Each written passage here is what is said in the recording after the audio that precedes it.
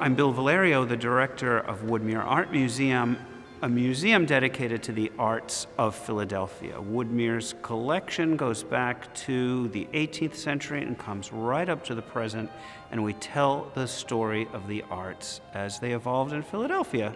We're located in Chestnut Hill in a big old historic mansion. Woodmere has all kinds of stuff on our website for people to do. We have online arts activity workbooks that can launch dialogues between art and all kinds of subjects that are curriculum-based. They're designed for teachers, homeschooling parents.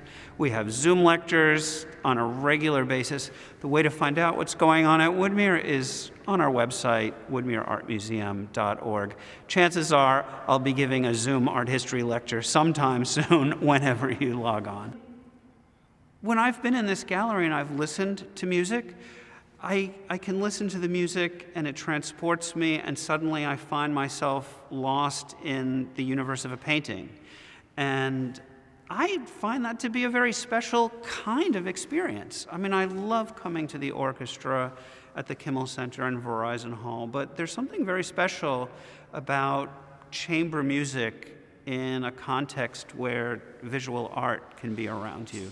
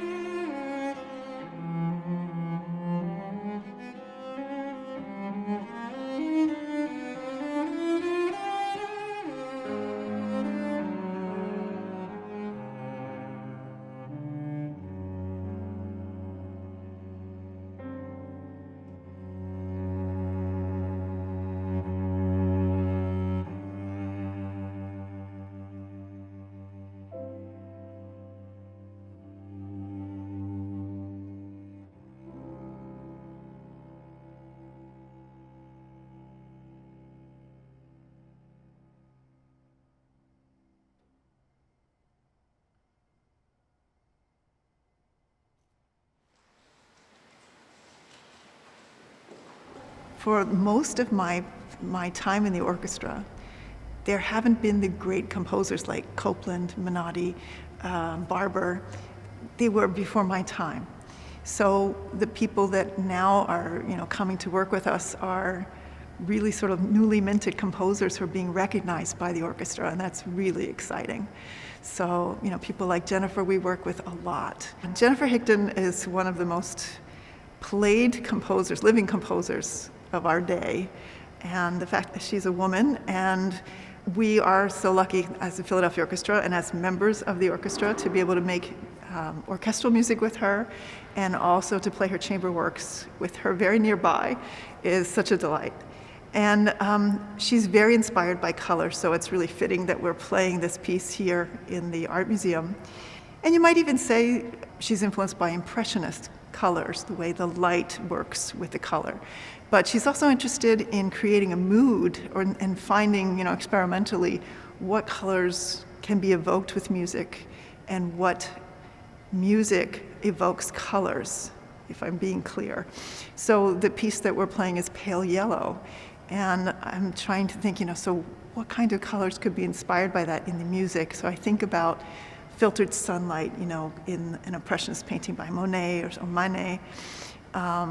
But of course, you can see that here as well in the museum with the American Impressionists and other painters from the Philadelphia area.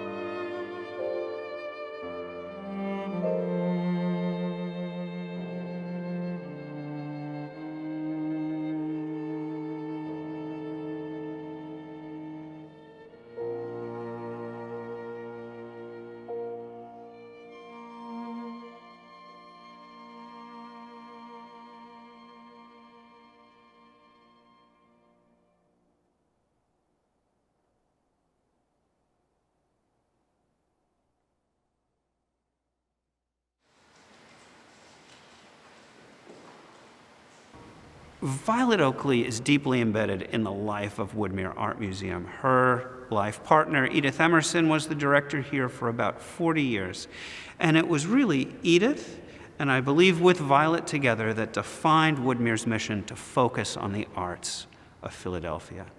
Violet Oakley was easily the most famous woman who was an artist in America in her time, and she was a lead figure of a movement known as the American Renaissance. And this was, a nationwide movement coalesced around the turn of the 20th century, and the idea was to build America's cities, to build its state capitals up to be inspiring civic environments that would rival the great cities of Europe. And Violet Oakley is one of the lead voices of that movement. She works in many different ways. She's an illustrator, she's a portraitist, but more so than anything else, Violet Oakley is a muralist. To be a muralist of the American Renaissance was to be at the top of the heap, and Violet was at the top of that heap. And here in Philadelphia and in Woodmere's collection is a series of murals that are considered a masterpiece by Violet. These are the murals for the Charlton Yarnall House, right at 17th and Locust, across the street from Curtis. And Charlton Yarnall, who was involved with the Philadelphia Orchestra, who was involved with Curtis, had this great music room, and he commissioned Violet to make the murals for this room. And the central mural is called Youth and the Arts. And the 20-year-old children in the Yarnall family are assembled there with their own musical instruments, and at the piano is the young Leopold Stokowski, who had just recently come to Philadelphia. And the message that Violet wants us to get out of this amazing mural is that for young people, for these 20-year-olds, the arts bring discipline that leads to self-expression and creativity. It's through a dedication to an art. And, for Violet, it could be architecture, it could be the visual arts, it could be music, but that the arts got people in touch with their emotions and made them citizens, contributing citizens to their society, to the city, to the country, to the world. Stokowski had made a transcription of that movement of the sonata and termed it Siciliano, which is, of course, that lovely lilting rhythm that you feel in the music. And I think that he was drawn to it because it was so similar to Bach's St. Matthew Passion, violin obbligato with a contralto, and Barber First. And as a matter of fact, when I was practicing it, I kept flowing into the second half of the melody of the St. Matthew Passion by mistake. So I just had to keep my mind straight. But he made so many transcriptions of Bach, and I think it's because naturally he was an organist when he started. And he's just attracted to that music.